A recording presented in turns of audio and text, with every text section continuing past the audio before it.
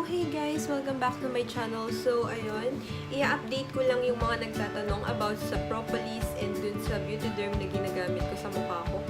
And guys, yes po, ginagamit ko pa din sila and as you can see, wala na po akong pimples. Pimple mark na lang talaga yung naiiwan. Ito is, wala na to, pa-dry na to kasi nagkaroon ako. Which is, gano'n naman talaga, normal naman yun. Pag nagkakaroon ka is nagkakaroon ka ng pimple. So, ako na siyang hawakan ng hawakan, no? Baka maging active na naman siya.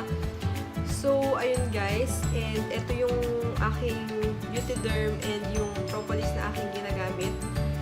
Actually, ubos na to. Mag-a-avail na ako ulit ng bago.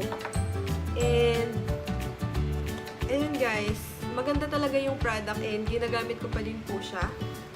Pag morning guys, ang ginagamit ko is yung pagkahilamos ko is Beautéderm na toner and then yung cream na pang morning, na day cream, yun yung ginagamit ko. And then pag naligo ako guys, ang ginagamit ko naman is Eskinol. And after Eskinol, yung ginagamit ko naman is yung Propolis.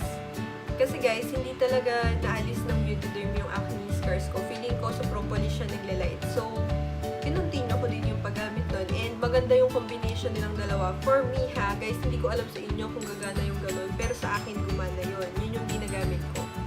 Until now, yun pa din yung ginagamit kong skincare everyday. Araw-araw po. Araw at gabi, yun ang aking ginagamit.